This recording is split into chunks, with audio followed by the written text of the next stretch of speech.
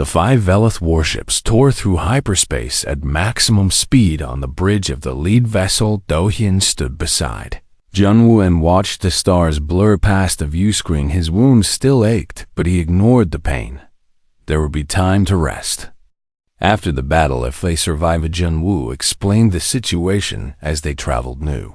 Bizan was a frontier colony with minimal defenses and a population of nearly 50,000.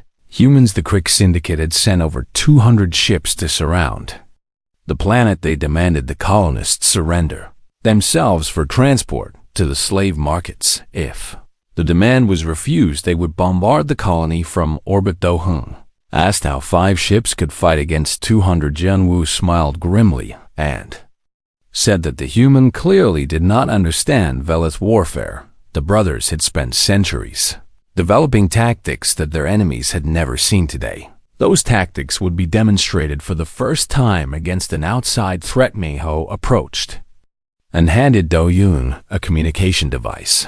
He explained that it would allow direct contact with the colony's defenders. Do-hyun could coordinate the ground forces while the brothers handled the battle in space. Do-hyun accepted the device and felt the weight of responsibility settle on his shoulders. Thousands of lives depended on what happened in the next few hours. He could not afford to fail. The ships dropped out of hyperspace at the edge of the new business system. Before them stretched the Crick's fleet like a swarm of predators circling their prey. The enemy vessels detected the Velith immediately and began to maneuver into attack formation. They outnumbered the brothers 40 to 1. Inwoo opened the channel to his brothers on the other ships. He spoke in the Velith language with calm authority. The formation they would use was called the Spiral of 5. It was a tactic developed by their ancestors to defeat overwhelming numbers today. They would show the galaxy why the Velith were feared. The 5 warships accelerated into the enemy fleet. Do-hyun watched in amazement as the brothers executed maneuvers that seemed impossible. Their ships wove between enemy vessels with perfect coordination. Weapons fire erupted in brilliant streams of destruction. Cricks ships exploded one after another as the Velith cut through their formation like blades through flesh. On the lead ship, Junwoo commanded his crew with the precision of a master conductor. He called out targets, and his weapons officers responded with devastating accuracy. Every shot found its mark. Every movement brought them advantage. The Cricks tried to overwhelm them with numbers, but the Velith were too fast and too skilled. Do-hyun activated his communication device and reached out to the colony.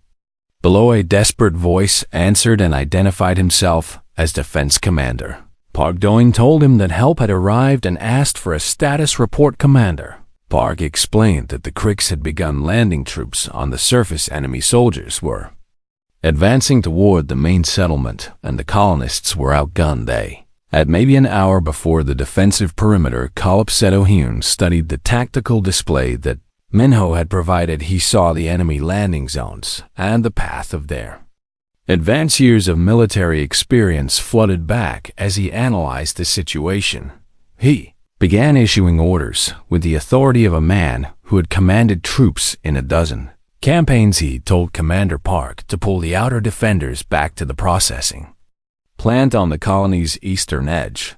The plant had reinforced walls and good sightlines for defensive fire. He instructed them to set charges on the bridges leading into the settlement. When the Cricks crossed those bridges, they would find nothing but fire and death. Commander Park acknowledged the orders, and Do-hyun heard hope return to his voice above the planet. The space battle raged with terrible intensity. The Velith had destroyed over 50 Crick ships, but more kept. Kamingwoo's vessel took a direct hit and began trailing smoke, but the ship continued fighting without pause. Taejin maneuvered his warship to cover his brother and destroyed the enemies responsible. C1 called out that the Crick's flagship was attempting to flee. Junwoo ordered pursuit, and the 5 ships converged on a massive command vessel. Their combined fire tore through its shields and sent it spinning into the void. With their flagship destroyed, the Crick's fleet began to lose cohesion. Ships that had fought with coordinated purpose now scattered in confusion. The Velith pressed their advantage and turned confusion into rout on the surface. Do-hyun continued to coordinate the defense. He guided the colonists through every stage of the battle with clear, calm instructions. When the Kriks reached the bridges, they found them rigged with explosives. When they tried to flank the settlement, they encountered ambush that Do-hyun had positioned. The enemy had expected easy prey. Instead, they found a colony that fought back with cunning and determination. Commander Park reported that the Kriks' ground forces were retreating. Their dropships were lifting off and returning to orbit, but many of those ships found no fleet waiting to receive them. The Velith had destroyed over 150 enemy vessels. The survivors fled into hyperspace, carrying word of their defeat. Silence fell over the communication channels as the battle ended. Then cheering erupted from the colony below and from the Velith ships above. They had won against impossible odds. Do-hyun slumped against the bridge console as exhaustion finally caught up with him. Jun-woo placed a hand on his shoulder and told him that he had done well. The coordination of the ground defense had been masterful. Without Do-hyun's guidance, the colony would have fallen before the fleet could finish its work. The warships descended through the atmosphere and landed near the main settlement. Colonists emerged from shelters and stared in confusion at the Velith vessels.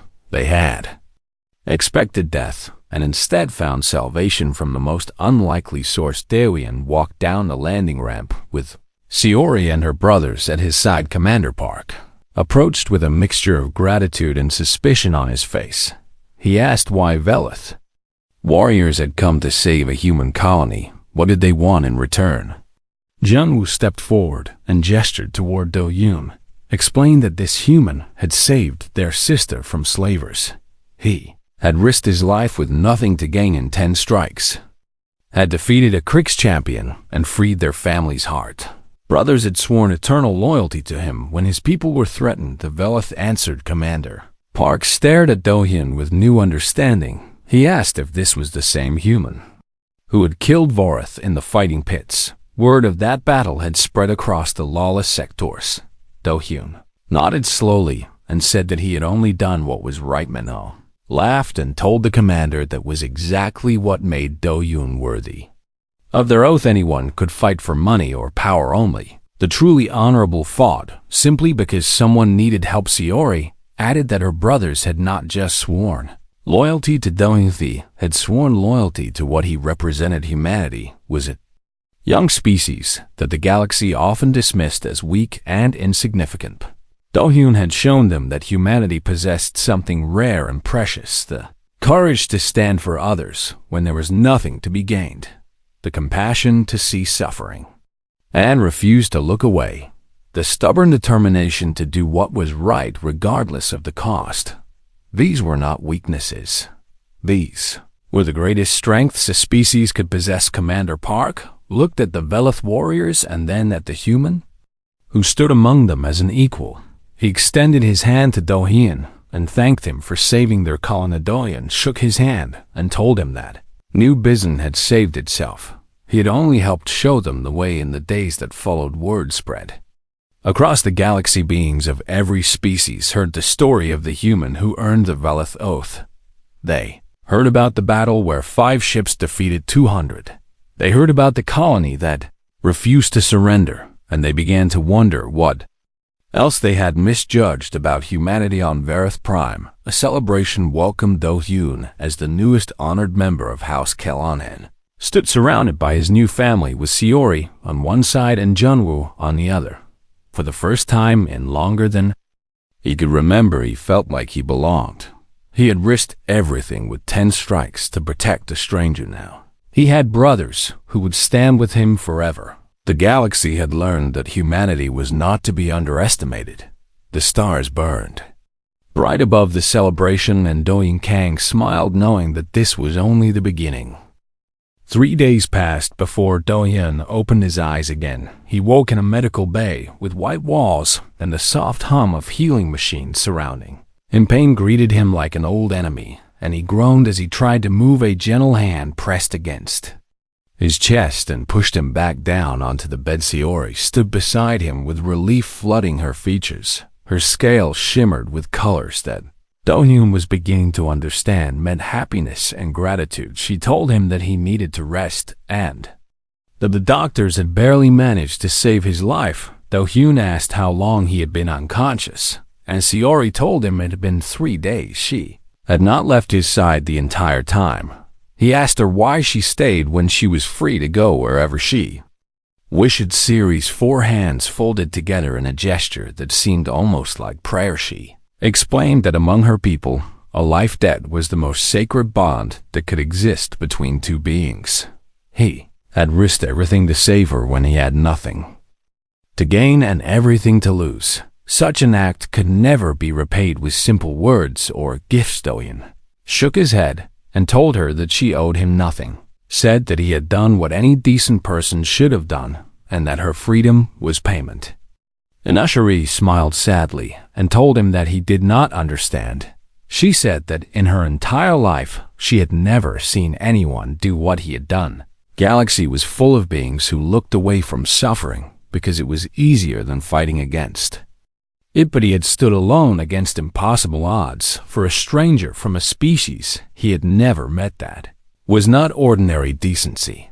That was something rare and precious and worthy of honor. She told him that she had sent a message to her homeworld. Her brothers needed to know what had happened and what this human had done for their family. Do-hyun felt a flicker of concern and asked what kind of message she had sent. Sayori assured him that he had nothing to fear from her brothers.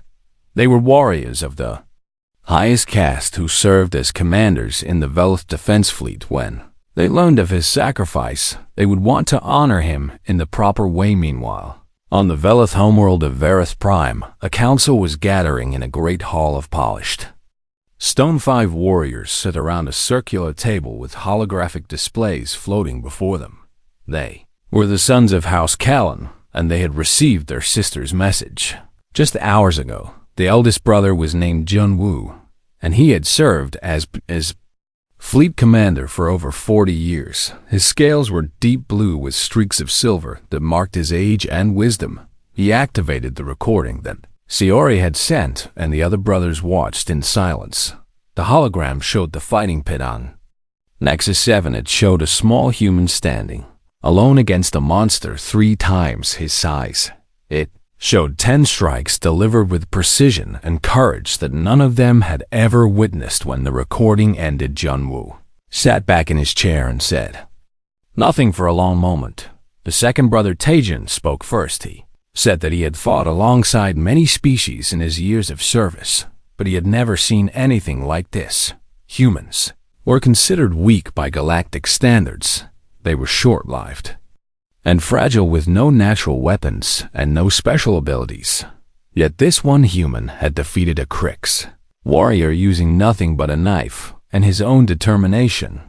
The third brother, Hyun-woo, leaned forward with intensity burning in his eyes. He pointed out that the human had not fought for reward or glory. He had fought because he could not stand to watch an innocent suffer. That was the purest form of courage, and it demanded recognition.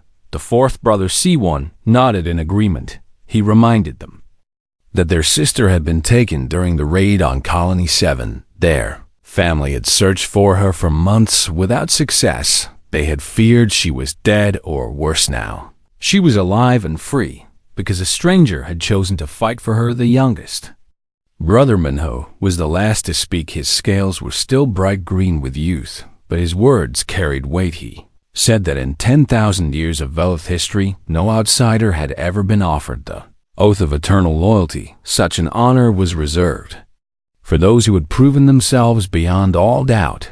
He believed that this human had earned that honor. Jun-woo listened to his brothers and considered their words carefully. The oath of eternal loyalty was the highest honor a Velith could bestow. It bound the one who gave it to serve and protect the recipient for the rest of their lives.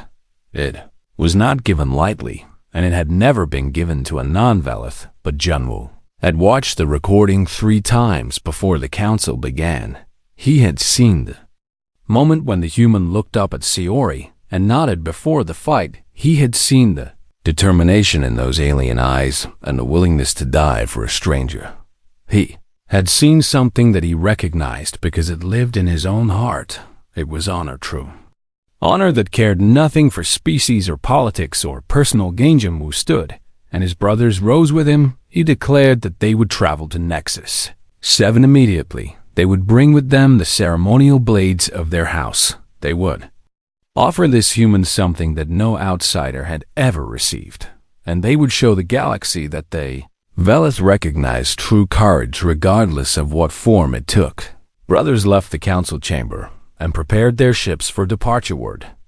Spread quickly through the fleet that the sons of House Callan were leaving on a mission of great importance. Many wondered what could be so urgent that all 5 brothers would go together, but none could have guessed the truth. Back on Nexus 7, Saori helped Do-hyun sit up in his bed. His wounds were healing slowly, and the doctor said he would need weeks of rest before he could travel. Do-hyun asked about transport to human space. He needed to get home eventually, even if he had to wait for his body to recover. Saori told him that transport would not be necessary. She said that her brothers were coming, and they would take care of everything. Do-hyun felt a strange mix of gratitude and unease. He did not know what to expect from Velith warriors. He only knew that his life had changed forever in that fighting pit. Whatever came next, he would face it the same way he had faced Varath, with courage and with the knowledge that he had done the right thing. Saori seemed to sense his uncertainty. She placed one of her hands over his and told him not to worry. She said that her brothers were coming to honor him, not to harm him. She said that he had given her something more valuable than freedom. He had restored her faith in the galaxy. Now her family would show him what that faith meant to the Velith. Do-hyun looked at her young face and saw the sincerity in her eyes. He nodded slowly and settled back against his pillows. Whatever was coming, he would meet it head on. That was the only way he knew how to live. 5 Velith warships dropped out of hyperspace near Nexus 7, and the entire station erupted into chaos. Alarms blared through every corridor, and beings of 100 species scrambled to find shelter or escape pods. The Velith were known throughout the galaxy as fearsome warriors who showed no mercy to their enemies. Their ships were weapons of devastating power that had destroyed entire fleets in past conflicts.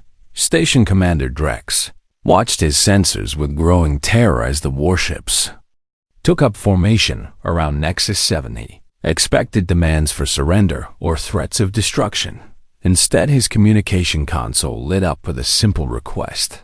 The Velith asked for permission to send an unarmed delegation to meet with a human named Do-hyun. Drex blinked at the message and read it 3 times to make sure he understood correctly. Had no idea who this human was or why the Velith would send 5 warships just to speak with him, but he was not foolish enough to refuse the request. He granted permission immediately and prayed to whatever gods might be listening that the station would survive this day. In the medical bay, Saori helped Do-hyun stand and walk to the viewing window. His wounds still ached, but he could move under his own power now.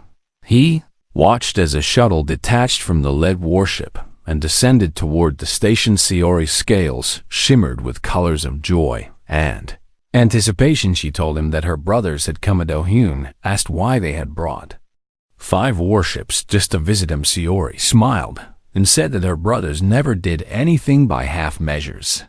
They were warriors, and they traveled with their fleets because that was simply who they were.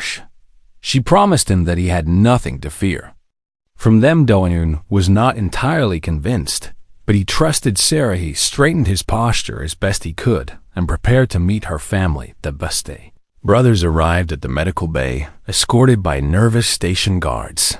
They entered in single file with Jun-Woo at the lead. Each one was tall and powerful, with scales that gleamed in shades of blue and green and silver, wore ceremonial robes of deep purple, and each carried a blade sheathed at their hips. Saori ran to meet them and threw herself into Jun-Woo's arms. He held her tight and spoke words in the Velith language that Do-hyun could not understand, but he could see the emotion in the way the brothers surrounded their sister. They touched her face in her hands and assured themselves that she was truly alive and unharmed. Then Junwoo looked up and his eyes found Do-yoon's. Human stood by the window, with his arms still in a healing brace and bandages. Visible beneath his simple clothing, he was small compared to the Velith and fragile compared to most species in the galaxy. But Junwoo saw something in those human eyes that impressed him deeply. He saw a man who was not a Freinwu. Approached Do-yoon with slow, deliberate steps. He stopped an arm's length away and studied the human. For a long moment, then he spoke in accented common and said that he had watched the recording of the fight. He said that in all his years of warfare, he had never seen such courage from any being of any species. Do-yoon shook his head and replied that he had only done what needed to be done. Junwoo smiled slightly and told him it was exactly what made his actions remarkable. Anyone could fight for glory or reward. Only the truly honorable fought simply because it was right.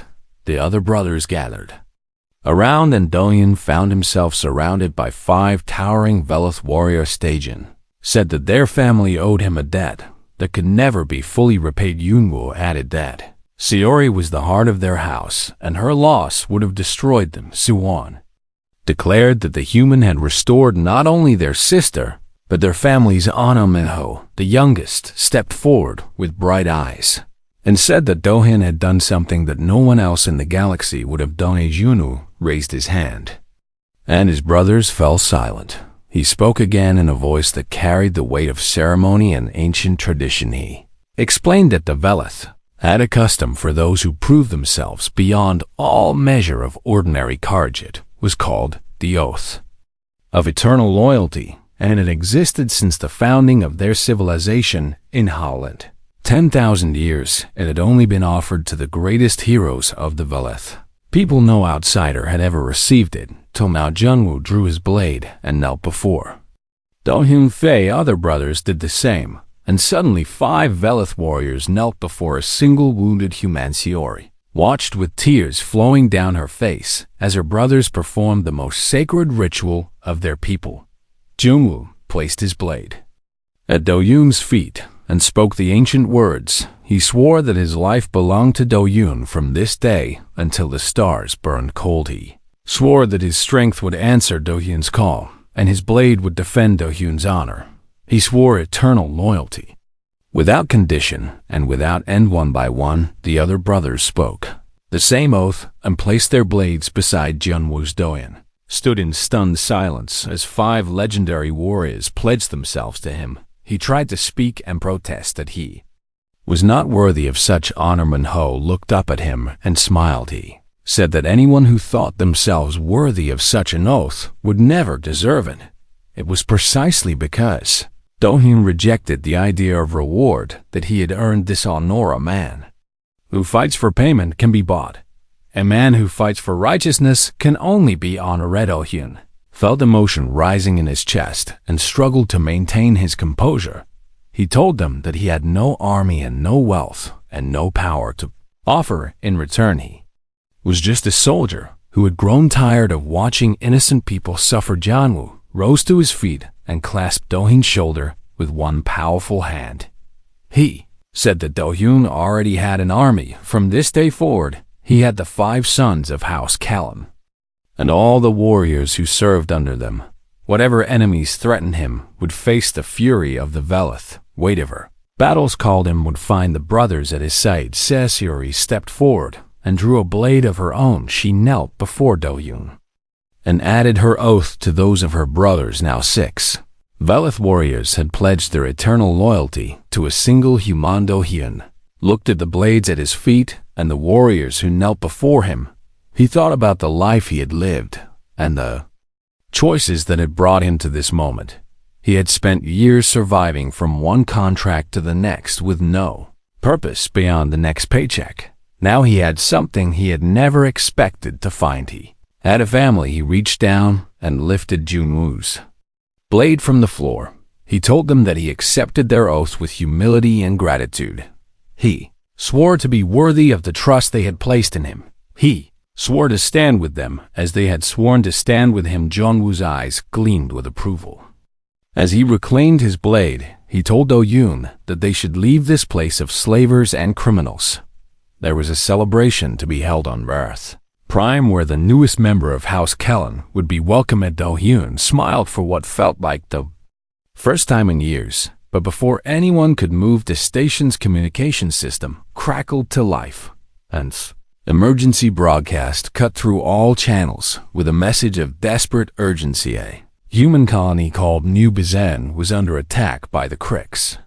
Syndicate hundreds of slaver ships had surrounded the planet and demanded surrender.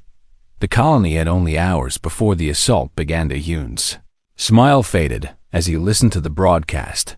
The Krix Syndicate was the same organization that Vareth had belonged to. They were coming for revenge, or perhaps they had planned this attack long before he killed their champion. Either way, innocent humans were about to suffer the same fate that had nearly claimed Seer. The brothers exchanged glances and then looked at Do-yoon. Jungwoo asked what he wished to do. It was not really a question. They all knew the answer already. Do-yoon met his gaze and spoke with iron in his voice. Said they were going to New Busan. The Krix were going to learn what happened when they threatened his people.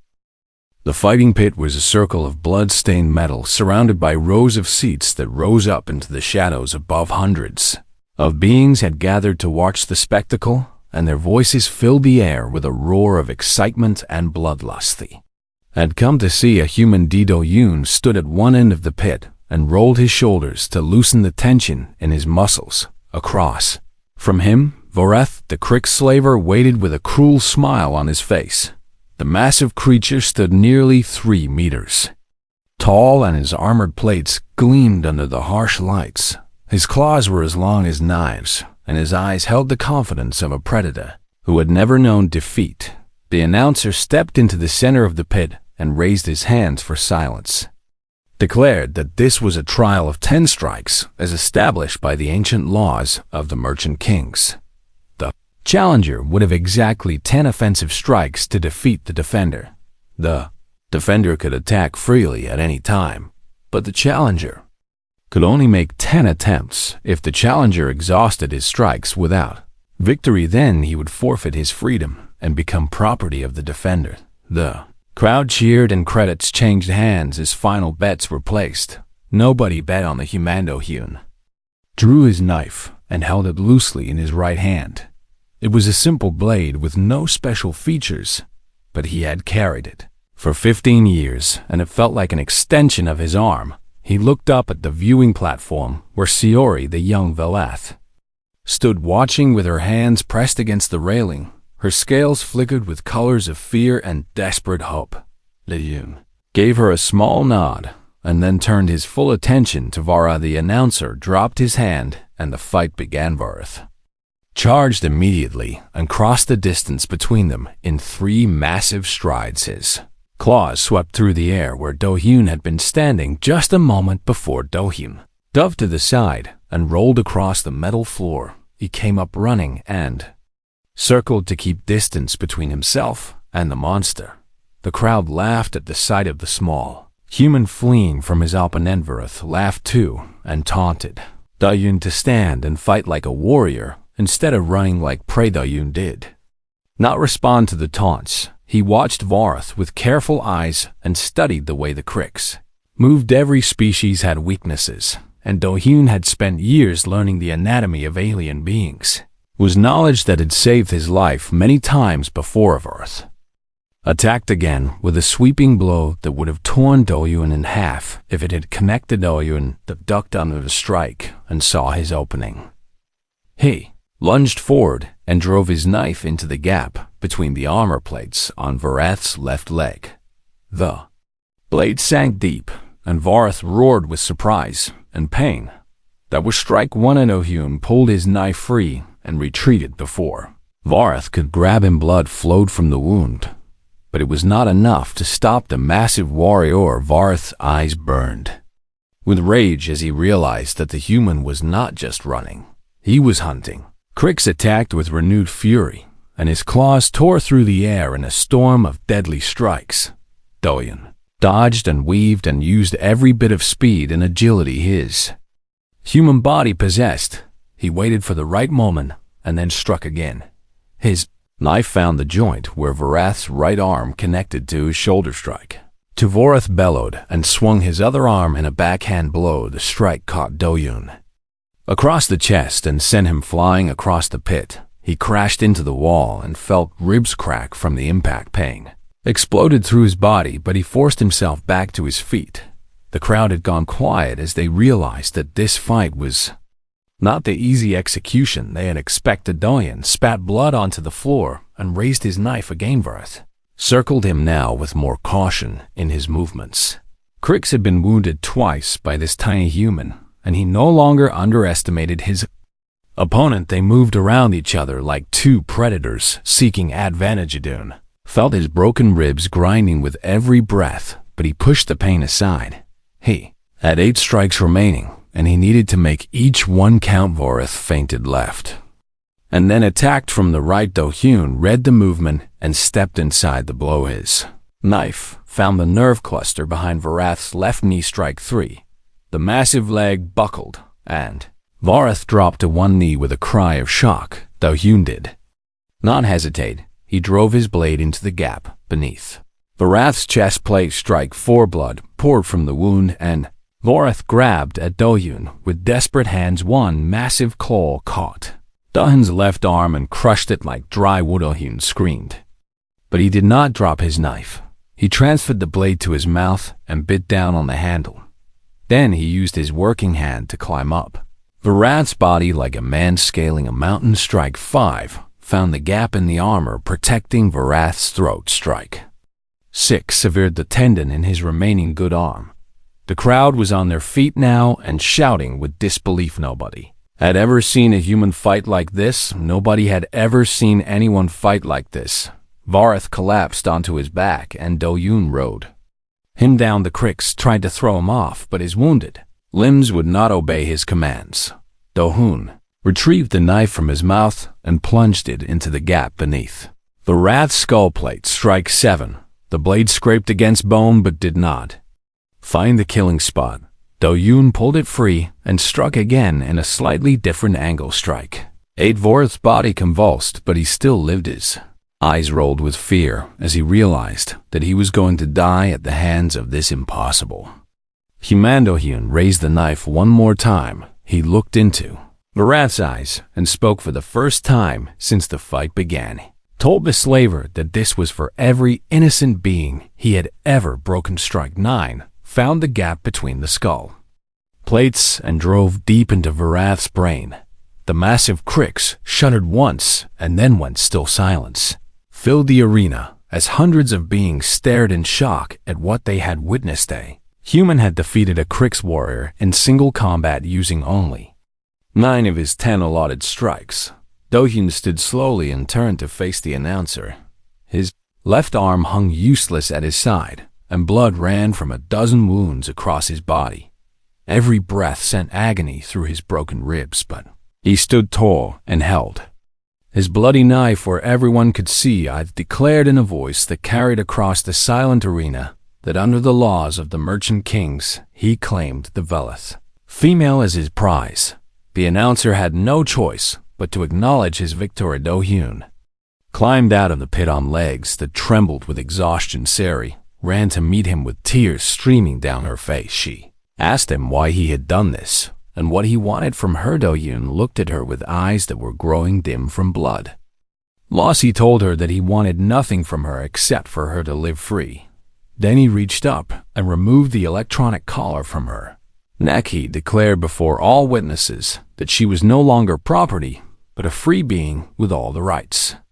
That freedom. Karid Siori caught him as his legs finally gave out beneath him. She lowered him gently to the floor and pressed her hands against his wounds to slow the bleeding. She whispered to him that her brothers would hear of this. She swore on her family's honor that his sacrifice would not be forgotten. Do-Yoon smiled weakly and told her that he was just glad someone had finally done the right thing. Then his eyes closed and darkness took him. The trading station called Nexus 7 floated in the darkness between stars, where no law held power and no authority dared to reach Sergeant. Do-Hyun Kang walked through the crowded corridors with his hands in his pockets and his eyes watching everything around him. He was a human of average height with short black hair and a face that carried the weight of two.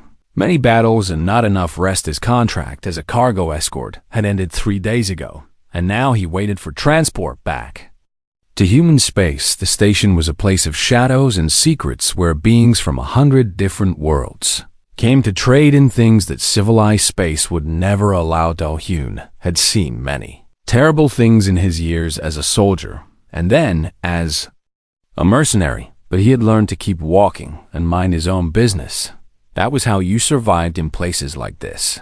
He turned down a narrow passage, looking for a food vendor when he heard the sound of voices raised in excitement. A crowd had gathered near a heavy metal door, and credits were changing hands as beings pushed forward to see something inside. Do-Hyun knew he should walk away, but curiosity pulled at him like a hook in his chest. He pushed through the crowd until he could see what held their attention. The room beyond the door was large and dimly lit with a raised platform in the center. On that platform stood beings of different species, chained together with electronic collars around their necks. An auctioneer with gray skin and too many teeth called out prices while buyers raised their hands to bid. Do-Hyun felt his stomach turn with disgust. He had heard rumors that Nexus 7 hosted flesh markets, but seeing it with his own eyes was something different entirely. The beings on the platform had empty eyes and slumped shoulders, and the look of creatures who had lost all hope. One by one they were sold to the highest bidder and led away to whatever terrible fate awaited them. Do-Hyun was about to leave when the auctioneer brought forward the final captive. She was young and clearly terrified, with iridescent scales that shimmered blue and green. Under the harsh lights, she stood taller than most humans, with 4 arms and large eyes that reflected the crowd like mirrors. Do-Hyun recognized her species immediately. She was a Velith, and she could not have been more than 16 or 17 years old by human standards. The Velith were known throughout the galaxy as proud warriors who valued honor above all else. To see one of their young soul-like property was a violation that went beyond simple cruelty. The auctioneer spoke in a voice that carried across the room and announced that this fine specimen had been captured during a raid on a Velith colony world. He claimed she would make an excellent servant, or perhaps something more, for the right buyer. Do-Hyun felt rage building in his chest, but he forced himself to stay still. What could he do against an entire station of criminals and slavers? He was one human with nothing but a knife and a handful of credits to his name. The bidding began, and several buyers competed for the young Velith. She stood on the platform with her 4 hands trembling and her scales flickering with colors that Do-Hyun guessed meant fear. Finally, the auctioneer slammed his hand down and declared that she had been sold to Varith of the Crix Syndicate. Massive creature pushed through the crowd to claim his press. Of Earth stood nearly 3 meters tall, with armored plates covering his body and claws that could tear through metal. The Crix were known throughout the lawless sectors as brutal slavers who worked their captives to death and discarded them like broken tools. Do-Hyun watched as Varith grabbed the young Velith by her arm and began to drag her from the platform. She cried out in a language Do-Hyun did not understand, but the meaning was clear enough. She was begging for help from anyone who would listen. No one moved to help her. The crowd simply watched or turned away or laughed at her desperation. Something inside Do-Hyun broke in that moment. He thought of his own daughter back on Earth, who was about the same age as this terrified girl. He thought of all the times he had walked past suffering because it was not his problem and not his fight. He thought of the man he had once wanted to be before the wars and the contracts and the endless compromises had worn him down. Before he knew what he was doing, Do-Hyun stepped forward and called out in a voice that silenced the entire room. He declared that he challenged for ownership rights under the old laws of the station. Crowd went completely silent, and every eye turned to look at the small human who had just spoken. Varith released the young Velith and turned to face Do-hyun with murder in his eyes. The auctioneer stepped forward with a nervous expression and asked if the human understood what he was. Invoking Do-hyun said that he understood perfectly.